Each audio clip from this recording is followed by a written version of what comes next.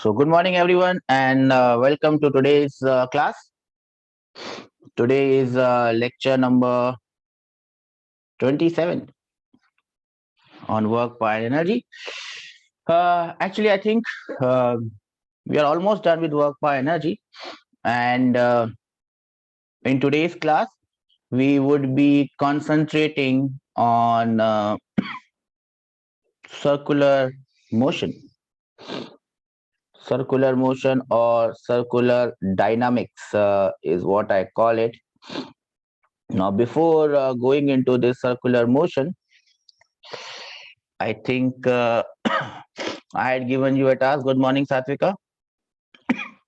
I had given you a task to solve the questions from 64 to 71, and I think I got a message from Sana, and she told me that she is having problems in I think two questions. So what I'll do is I'll just quickly go through those questions and see if I can resolve those difficulties that you have.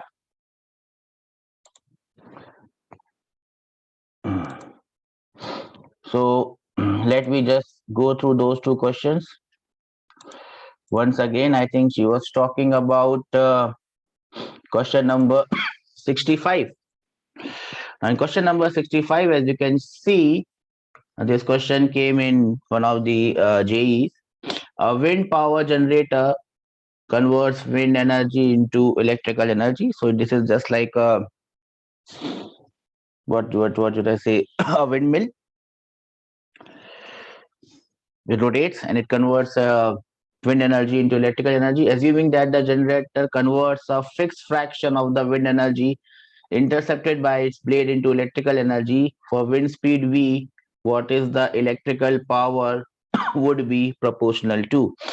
Now, basically, whenever you have this question, this is uh, somewhere a question of what I call variable mass system. We have not discussed variable mass system. Probably we'll do it after your 11th standard. Now, you might have encountered questions in fluid where you have uh, a pipe through which water is coming out, and you have to find out how much is the force with which the pipe goes back.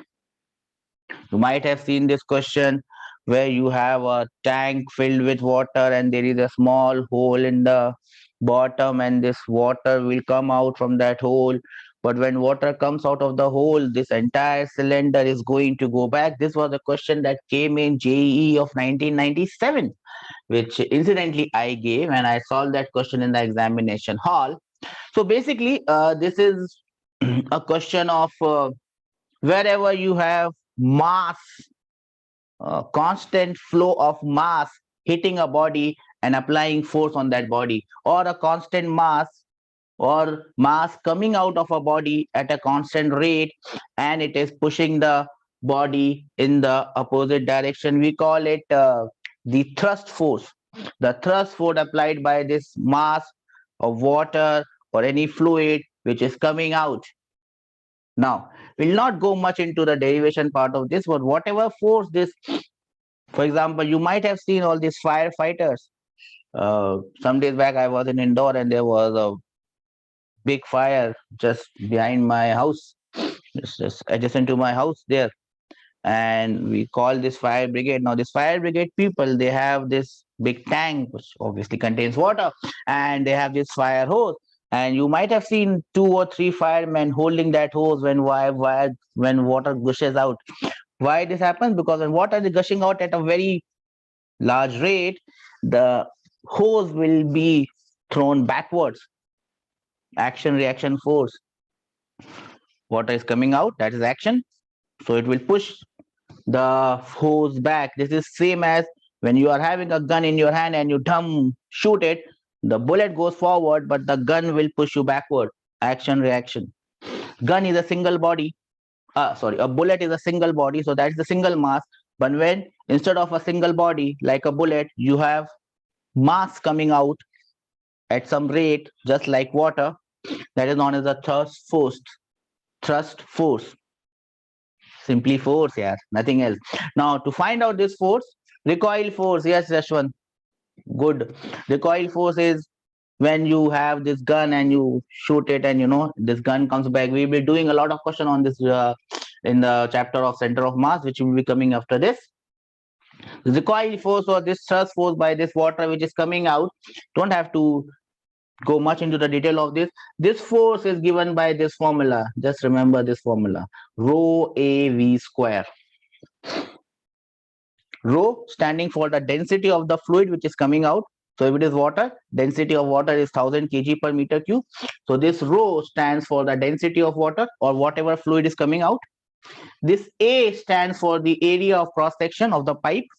This pipe, whatever area it has, A stands for that area. And this V square, where V stands for the velocity. So remember, this thrust force or recoil force by whatever liquid or fluid is coming out of this pipe is given by this formula. And if you remember this formula, rest of the question is pretty damn simple.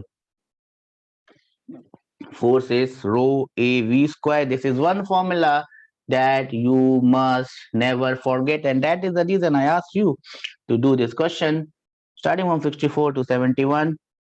Sana, good job that you have tried the question. I'm not sure if everyone of us present in the class has seen this question. If you have not, well, you have missed it. Sana, this is how you do it. So force is rho a into v square. I have to find out power. Power is simply F multiplied by V. We are talking about instantaneous power here. So you multiply it by V, you will have power proportional to V cubed. And that is how this question is done. I hope it is clear. They have given the small derivation of this. You can also understand the derivation of this dm by dt. Dm by dt is the rate at which mass is coming out. If the entire mass is not coming out, it's not a single bullet, that a single bullet comes out. Mass is coming out at a rate dm by dt. So it is d by dt of m. Mass is volume multiplied by density. This density is constant, and therefore this density comes out. The only thing remains is volume. Volume is area multiplied by the length. Area is a constant. Area again comes out. It is rate of change of at what speed it is coming out. At what speed this water is coming out. dl by dt is that speed. So dl by dt becomes your velocity v, and hence you have the formula F becomes rho a v squared, and your power becomes rho a v cubed. Don't have to remember the formula for power. If you just remember the formula for force, that is good enough. That was about question number 65. I think she also has a problem with question number 71 or 72. I think question number 71 or 72, whatever she's talking about. It's a very simple question. A bus weighing 100 quintals, you have to convert quintals into kgs on a rough road. Constant speed is 72 km per hour. You have to convert it into meter per second. Friction of the road is 9% of the weight. So you first find out the weight of the bus, mass into G. Take the 9% of this. 9% of his weight is friction force, and 1% of this weight is that of air. So you have frictional force as well as air resistance. Yesterday, someone was asking me, I think it was Vahini, what is air resistance? Whenever something is moving inside a fluid, you must have read this in your chapter on fluids. Air resistance. Whenever something is moving in a fluid, that fluid will offer resistance. Water is a fluid. Air is a fluid. Anything that moves inside a fluid, that fluid, yes, Yashwant, you can also call it drag, that fluid is going to give it some resistance. Imagine you are walking inside water. Do you feel so comfortable walking inside water? No, because water is a very viscous fluid. It's a liquid, you can also call it fluid. Anything that flows is fluid. So if you are trying to walk inside water, water offers a lot of resistance, you can feel it. Similarly, when you are walking on earth, earth has an atmosphere, mixture of gases. That mixture of gases also gives you resistance. That is known as air resistance. You might have seen bullet trains in Japan and China and elsewhere. These bullet trains have a specific shape. They are shaped like this at the front. We call it streamlined. You might have seen Formula One cars. You might have seen fighter planes. You might have seen an airplane. The airplane has a nose.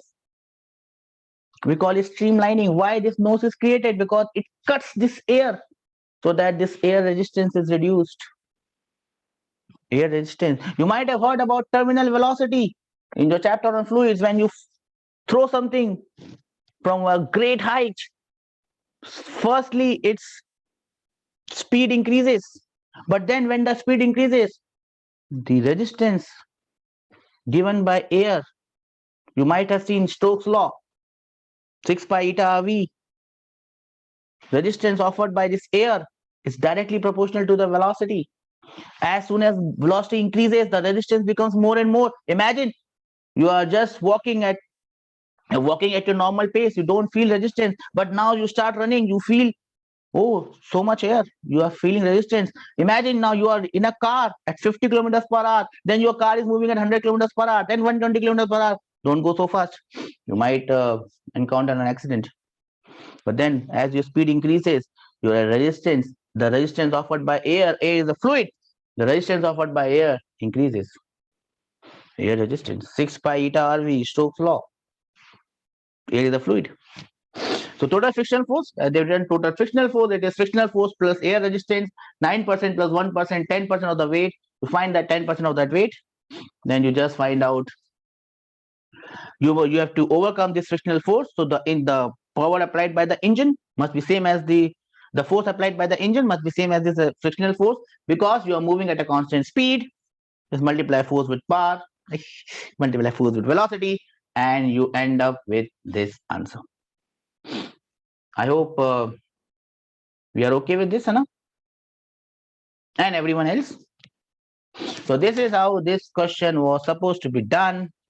Every question has something that you must understand, and that is why doing each and every question is very, very important. And that is why it is given to you. But if you don't use the opportunity that is given to you, well, you have lost it. Because now you have gone ahead. When I had given you the homework, that was the time when you had to do it. If you don't do it, you lose it, because then it becomes a backlog. And remember, you can never clear a backlog. A backlog always remains a backlog. That is the first thing that you must understand now at this stage, because you cannot keep anything pending beta. This year was a pandemic year. JEE did not happen this year. Normally JEE happens, the first attempt happens in December. So add 1 year, January of next year, and you would have given at least one attempt of JEE. Time is less. You cannot keep a backlog in your head. I hope this is good enough, and you will again go through the questions today. I wish you luck, and I can only pray that good sense prevails and you work hard. Remember, the only way you are going to clear a JEE, whether it's main or advanced, is by your hard work. Whatever I teach you or whatever anyone else teaches you is just a supplementary. We are just helping you out. I cannot make you clear JEE unless you work hard. And if you think that just attending the class, just sitting in the class, you are going to clear JEE, well, you are not going to do it. If you attend the class for 1 hour, you have to at least study after the class for 3 hours. So you're attending 3 classes. So you have to study at least for 9 hours. If you can do that, well done. The chances of you clearing a JEE is very high. If you don't do it, no one else to blame. You cannot blame anyone for your failures.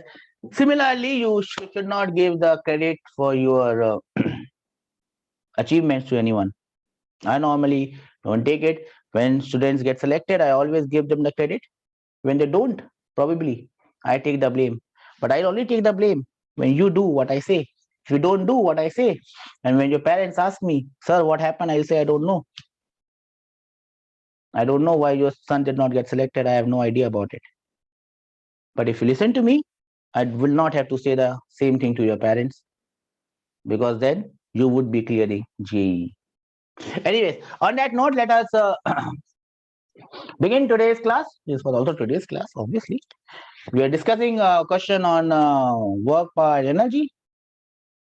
Power is the main concept here. Now, as I said, the last part that remains in this chapter concerns circular motion. And this is the part where majority of the question comes from. You will have something plays at some point, and then there will be a circular track, and you will have to find out whether it completes the circular track, this, that, lots of things. To do those questions, you must understand what is circular motion. I'm sure that you know what is circular motion because this would have been covered. I think in the other class, rotation is going on, right? Rotation is going on, rotation is finished. You started with gravitation. Anyone would tell me the update from the other sir? Rotation finished or rotation is still going on? Okay, rotation finished, gravitation started. So that means you must have an idea. If you have an idea about rotation, you must have an idea about circular motion. So the ball passes on to you. Tell me what is circular motion. Because I always tell my students that whatever is required for my class, I will teach you. If it was if it was differentiation, I taught you differentiation. If it is on integration, I taught you integration. If it was vector, vector is a topic of maths, not physics. I taught you vectors.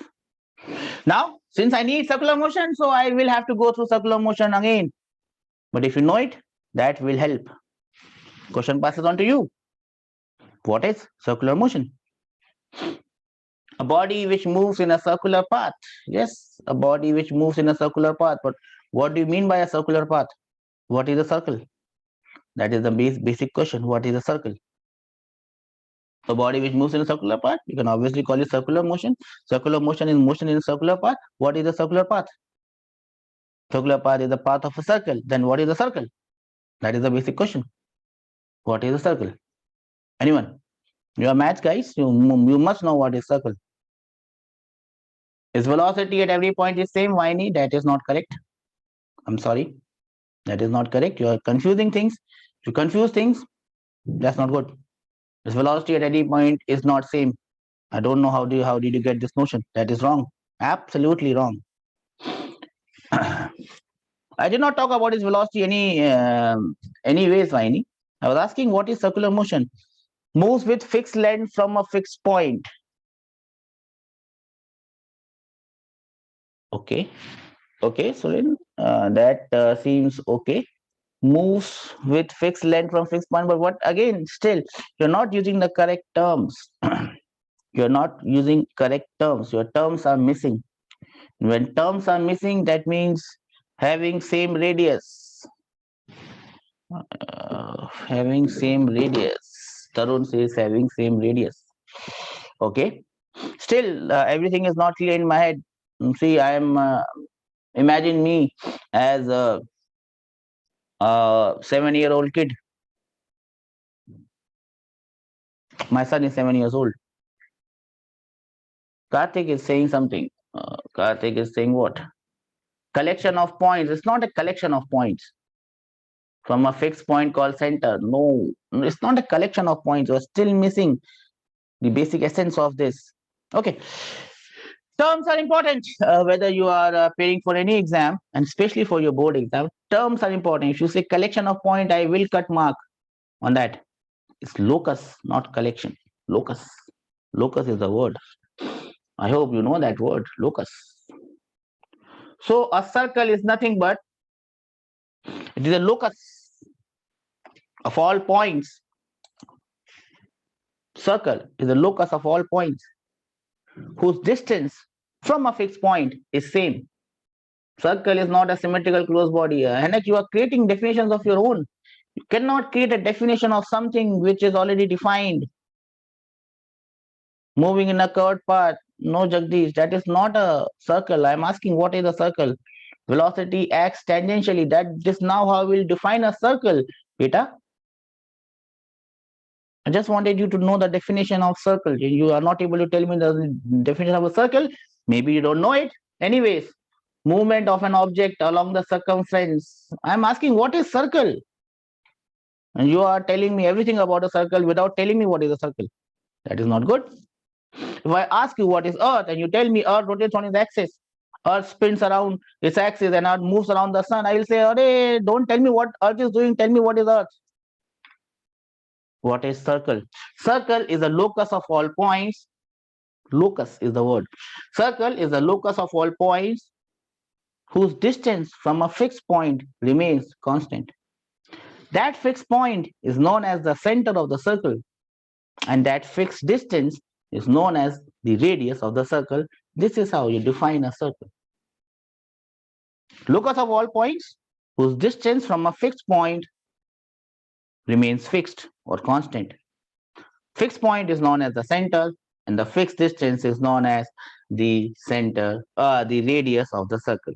Now, any body which is following the path of a circle, whose trajectory, physics my word is trajectory, whose trajectory is circular, is following circular motion. But again, this is not how it is defined. It is defined in the way that it is written in this book.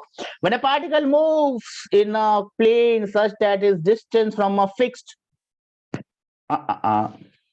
or moving, now that point can also be moving. When you think about when you look at the definition of circle in maths, it's always a fixed point.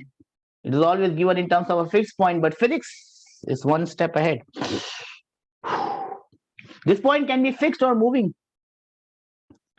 Remains constant, then this motion is known as circular motion with respect to that fixed or the moving point. Important terms that make us understand what that motion is. That fixed point is known as the center, and the fixed distance of the particle from that point is known as the radius. Now everyone understands that the center of the circle is fixed. Everyone thinks of it that way, that if it is circular motion, the center is fixed. But remember, you have already done rotation, and you might know what is rolling, pure rolling. Now imagine the motion of a wheel which is moving on ground, which is in pure rolling. Now imagine a point. Imagine this is a wheel which is rolling. So it is moving with a velocity v and it is rotating with an angular velocity omega. This is the center C.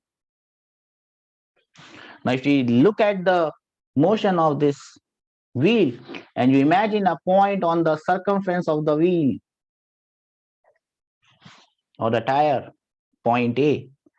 Now if you imagine the motion of this point and if you look at the motion of this point from standing on ground, the motion is very complicated. The motion, how does the motion look like? How does the motion look like? If you're standing on ground and looking at point A, how does the motion of the point A look like? Will it look circular? That is the question. Does it look circular?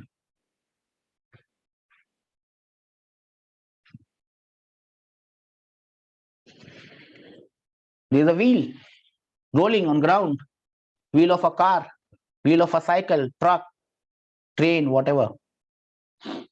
And you're imagining a point on the top of that wheel or wherever. And you're looking at its motion, standing on ground. How does the motion look like? Anyone? Simple question. How does the motion look like? You have already done rolling, right? How does the motion look like?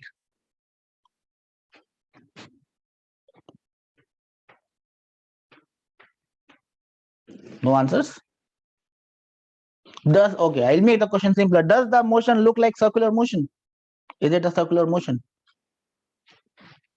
Is the trajectory of this particle, point A,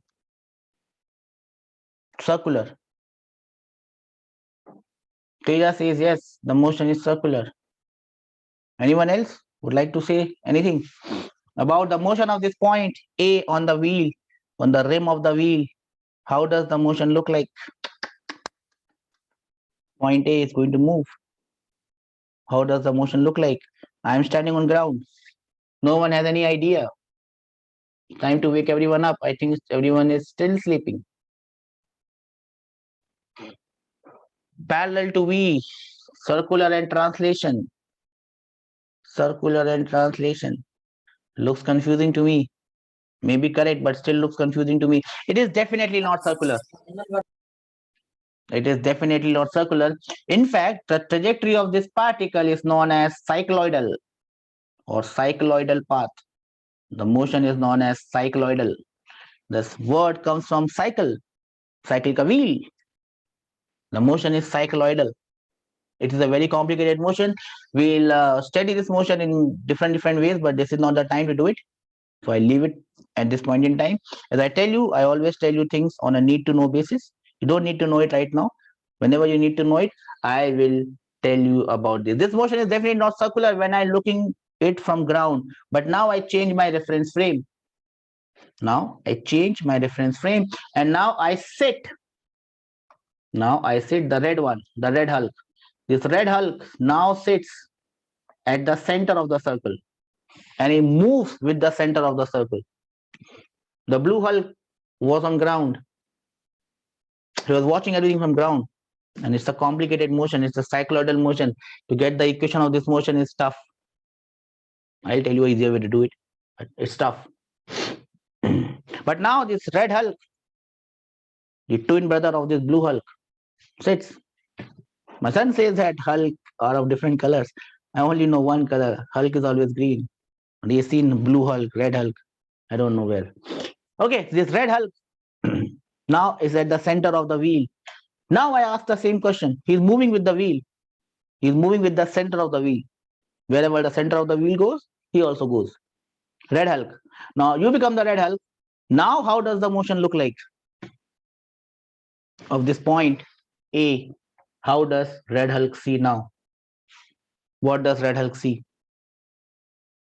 How does the motion look like?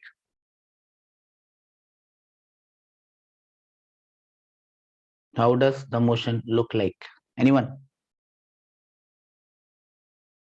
Yes, Santosh. Now it looks circular. It is not looking circular. It is definitely circular. To the red Hulk, the motion is definitely circular. Yes. So it is easier to understand this motion, not from ground, but from sitting on the top of, but by sitting at the center of the wheel. The motion is circular. And that is how you understand this moving point phenomena. So if I become the moving point center, here the center of the circle, which that body is following. Now this circular motion is with respect to the center of the circle. Remember, this is not circular motion with respect to the ground. I hope that point is clear to everyone. This point A is following circular motion, but not with respect to ground. It is with respect to the center of the circle. Can I have some raise hand that we understand this? Just to make you understand this moving point and fixed point, I had to tell you all this Ramayana starting from rotation till all this. And that is how you understand the definition of something and it becomes embedded in your head. Only 14 people have said yes, which is less than 50%. Not good, not a good sign.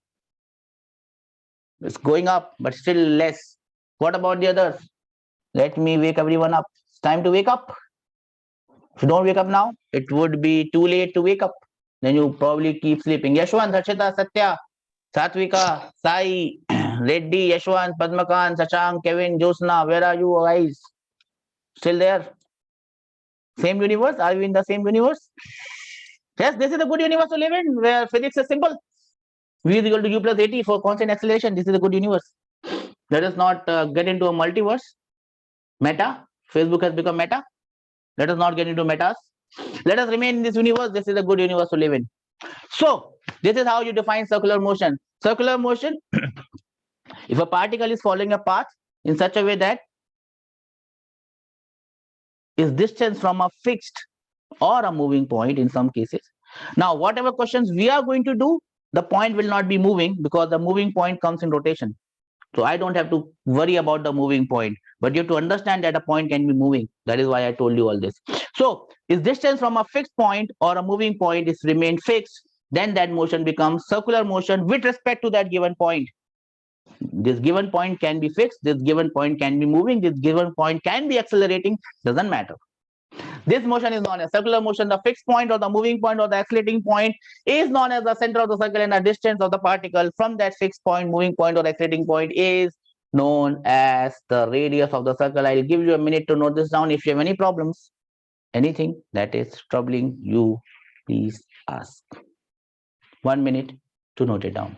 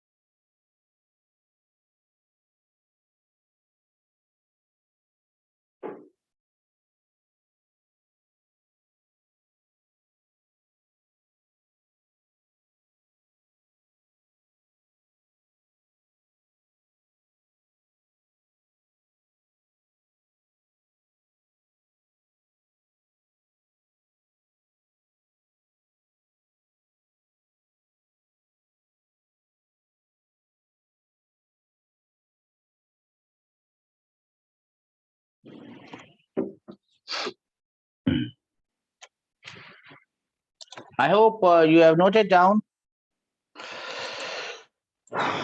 Oops. I hope you have noted down the definition of circular motion, and you should not forget it now, because after this we will not be revising it anymore. That was circular motion. Now, if you talk about circular motion, or if you talk about rotational motion, pure rotation, if you remember the definition, pure rotation can be thought of a circular motion of all these different points. They can have different radiuses, but their center lie on the same line, and that is pure rotation. Now, whatever terms we have studied in what I call translation motion, I hope you have gone through this. Motion can be, number one, let me write it. Motion can be, number one, pure translation. It can be pure rotational, or it can be mixed or combined or plane motion, which is a combination of translation and rotation. Now, we are not talking about rotation, we are basically talking about circular motion. Now, translation motion means motion in a curved path is also translation. Translation and rotation are quite different. Now, basically what I mean to say is, whatever terms we have seen in the normal motion that we have studied, it was translation. Circular motion is still translation. Rotational motion is rotational. Circular motion is still translational. But we'll have similar terms that came in your translation motion. We'll have similar terms for rotational motion or circular motion. Circular motion is still translational. Remember that. Don't get confused. Now, in normal motion that we were talking about, we had position vector. We had two axes, x-axis, y-axis. We had three axes, in fact, but we did not go into three-dimensional motion. We had x-axis, we had y-axis, and then we had a point, and we found out the position of this point by drawing a vector from the origin to the point, and that vector was known as position vector. It was a vector, therefore position vector. I hope everyone remembers that. Now, when somebody is following circular path, remember circular motion is also translational. When somebody is following circular path, we can also always study its motion from that aspect, that I draw two axes, then I draw an origin, and then I draw a vector from origin to point P. If I do that, let us do it here. This is a body which is following circular motion. It is moving in a circular path. Who is disturbing me? I hope none.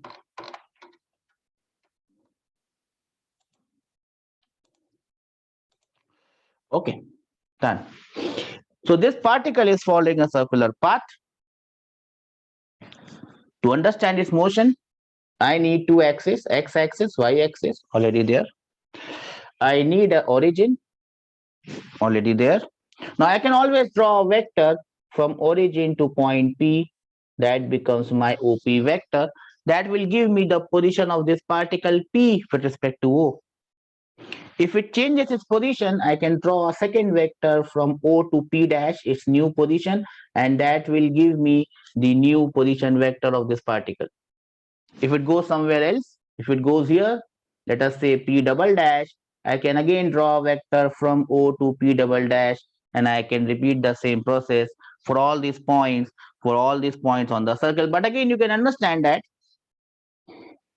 it becomes very difficult, and it's complicated. It's difficult to understand the motion of this point P in terms of position vector, because we are just complicating a very simple thing. Now, instead of giving you the position of this particle P in terms of position vector, it would be rather more simpler, and I will just erase everything off. It will be rather more simpler, and everything has been erased. It will be rather more simpler to just tell you, obviously there would be two axes, x and y. There would be a center of the circle. Now what I take is the center of the circle as the center of this, as the origin of this axis system. I just tell you two things. I just tell you where is the center, which is already known, and I just tell you the radius of this center, the radius of this circular path, center and radius. Now to find the position of this particle P, I only need to tell you one thing. If you know the radius, if you know the center, to know the position of this particle, I only need to tell you one thing, and that is this small angle theta, small or big, whatever. I just need to tell you this angle theta. Telling you this angle theta together with the radius, and if you know the center, you can very easily find out where the particle is. I don't have to tell you the position vector, I vector, j vector, falana, demma ka je wo. Does it make sense? We are trying to simplify life. We are not trying to complicate it. We are not studying quantum physics. Quantum physics is complicated. We're not studying that. We're studying simple mechanics. Mechanics is also complicated, but we are studying a very simple portion of that mechanics. I don't want to make your life complicated. It has to be simple. If you know the radius, you know the center, I just tell you this angle theta.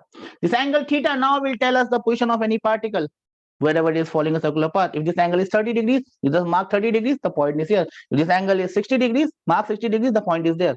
90 degrees, it will come here. 180 degrees, it will come here. 270 degrees, it will come here. On 360 degrees, it will again come back.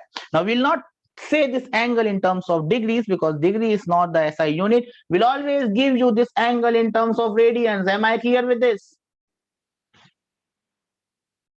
I always give you this theta in terms of radians, and this theta is telling us the position of this particle if I know the center and the radius of the circle, and therefore this theta is known as, it gives us the position, so it is position, but it is in terms of an angle, and therefore it is known as angular position. This is the first thing that you must remember about a circular path. To know the position of any particle which is following a circular path, we need the center, number one, we need the radius, number two, then we only need the angular position, which is the position of that particle given in terms of an angle. This angle has to be in radians. Do we understand this? Can I have some raised hand that we understand this? Angular position. I'm only having 15 raised hands. Must be more students in the class. Angular position. Now this angular position is doing the same thing in circular motion. Mark my words. This angular position is doing the same thing in this circular motion which position vector was doing in that previous thing. So this angular position is same as position vector. Position vector, angular position. Angular position, position vector. But the subtle difference is this was a vector. This is just an angle. So it is scalar. This is a scalar quantity, just an angle. This was a vector. Position vector, angular position. position vector, angular position, same thing. They are telling us the position of this particle, and in circular motion it is always easier to give it in terms of this angle. Now the second term is, let us first write this. So I'll give you a minute to draw this diagram. You write this angle theta. This angle theta is angular position. This angle theta is angular position, and the definition of angular position goes like this. I'll read out the definition for you.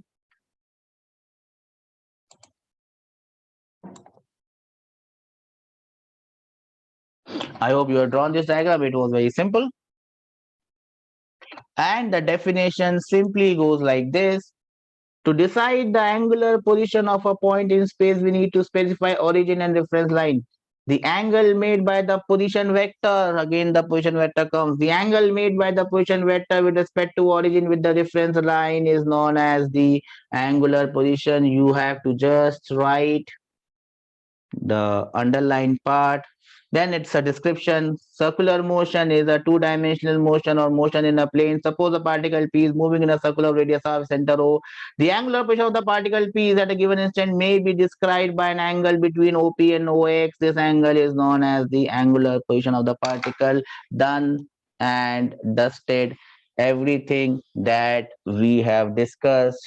I'll give you a minute to note things down. Remember, it is a scalar quantity. Remember, it is a scalar quantity and the SI unit is radians. SI unit is radians. It does not have any dimension, but it has a unit. Remember, angle is one thing that has a unit but no dimension.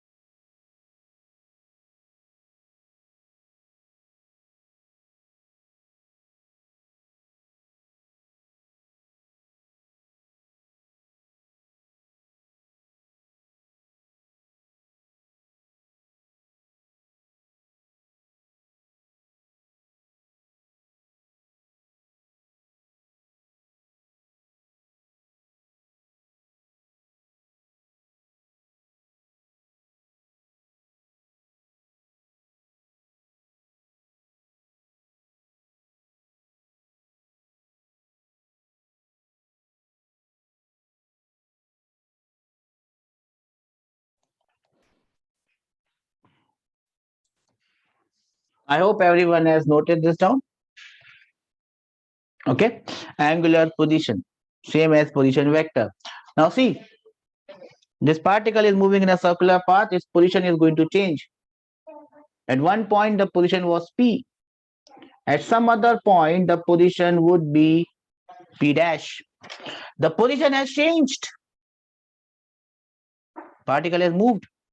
Particle has been displaced. Displacement vector, change in position vector. Position vector has changed. The particle has displaced. That was displacement vector. Here, the position has also changed. I cannot call it displacement vector. It has changed. Change is always given by delta. Delta theta. Delta means change. Theta means angle. Delta theta means change in angle, change in angular position. And that change in angular position is known as angular displacement. So angular displacement is the next term, which is change in angle or change in angular position, which is final angular position minus initial angular position. Theta 2 is the final angular position, which is the angular position of point P dash. Theta 1 is the angular position of point P. Theta 2 minus theta 1 becomes your change in angular position, which is known as angular displacement. Is it clear to everyone? Can I have some raised hands? So in one diagram, you have got two definitions. One is the definition of angular position. The other one is the definition of angular displacement. Angular displacement is nothing but change in angular position, delta for change, theta for angular position, theta 2 minus theta 1. I'll give you time to write this down. Only 8 people have raised hand. What about the others? I hope everyone is writing. And just wake everyone up. Yashwant, Veronica, Venkatesh, Harshita, Siddharth, Satya, Sana, Satvika, Sai, both sides, Padmakant, okay, Shashank, Karthik, Kevin, Jyotsna, Santosh, Deepak, Ajay, Aishwarya, everyone is there in the class. Okay, I'll give you time to write it. Same thing, one is angular position, one is angular displacement. First write angular position, I'll give you a minute.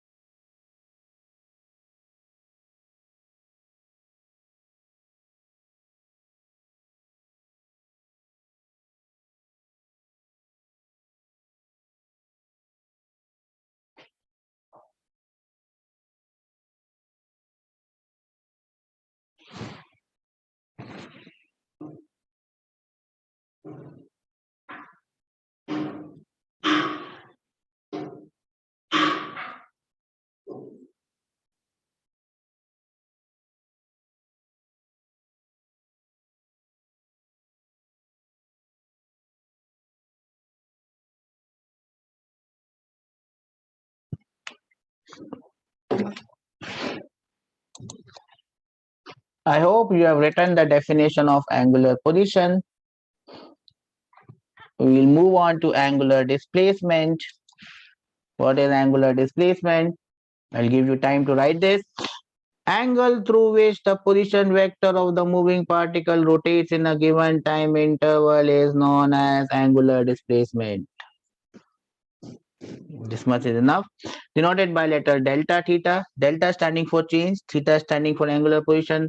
Theta 2 is the final position, theta 1 is the initial position, theta 2 minus theta 1. Again, the SI unit is radians.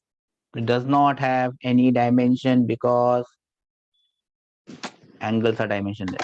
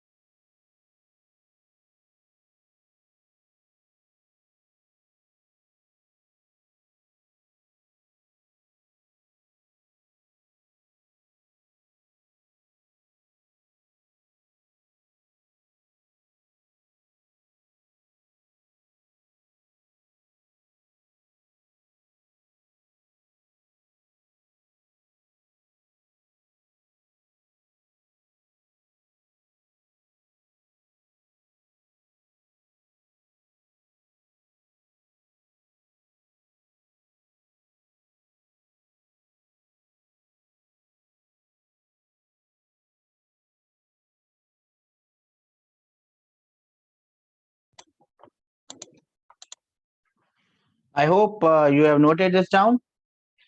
Now, the important points about angular displacement that you must remember. The first point is angular displacement is a dimensionless quantity. SI unit is radian. Some other units are degrees and revolution. 2 pi radians is 360 degrees. That is equal to 1 revolution. Everyone knows this. It is not difficult to understand. Point number 2, what type of quantity is angular displacement? Well, angular position, as I said, is a scalar quantity. What about angular displacement? Now, it is a scalar as well as a vector. Infinitesimally small angular displacement is a vector. So if I write it as d theta, which is very, very small change in angle, this d theta is a vector. Very small change in angular position or very small angular displacement is a vector, but a large change, which is delta theta, delta means large change, delta theta is a scalar quantity. And why it is that so? It is a scalar as well as a vector. Because if it is a vector, it must obey addition law. It does not obey addition law. D theta 2 plus d theta 1 is not equal to d theta 2 plus d theta 1 plus d theta 2 is equal to d theta 2 plus d theta 1 plus 3, but theta 1 plus theta 2 is not equal to theta 2 plus theta 1. That means if the change in angle is more, it is a scalar quantity because it does not obey commutative law, does not obey commutative law. For large change in angular position does not obey commutative law. Small change in angular position obeys commutative law. How would you understand this? My phone is being taken away.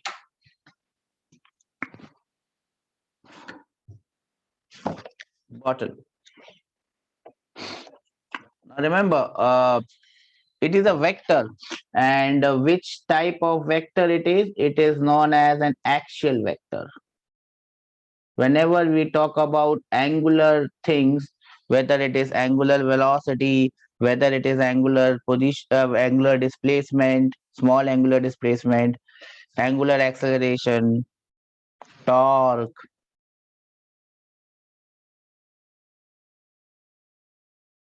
angular momentum, all these are axial vectors.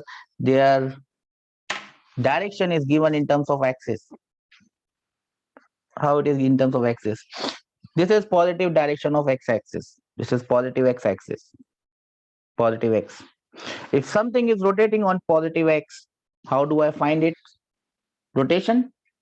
It is decided by the right hand thumb rule. What is the right hand thumb rule? This is positive x-axis. I hold my right hand, my thumb points in the direction of positive x, and see how my fingers are rotating. So if something is rotating like this, it is rotating on positive x-axis. How does something rotate on negative x? How does something rotate on negative x? I hold negative x in my right hand. If something rotates like this, it is rotating on negative x. How does something rotate on positive y? I hold positive y in my hand. If something rotates like this, it is rotating on positive y. How does something rotate on negative y? This is right hand thumb rule. Now, why this is not commutative? Why this is not commutative? I will try to explain it by rotation, and let us see if you can understand this by rotation, and you can do it at your home. That will be the last activity for today's class. This bottle, I am going to rotate it on two axes. I am going to rotate it on, say, x and z. I will rotate it on this axis, and I will rotate it on this axis, this axis and this axis, this axis and this axis. First of all, let us rotate on this axis. How does it rotate? It rotates like this, tongue, tongue, tongue, tongue, tongue. So I rotate it on this axis. Oops, water is coming out. I must. Okay, it was like this. I rotate it on this axis. How does it rotate? Tongue. Okay, I rotated on wrong tongue. It will rotate like this. So 90 degrees I have turned it. It now becomes like this. Again, water is coming out. I'll have to use something else, which okay, this one.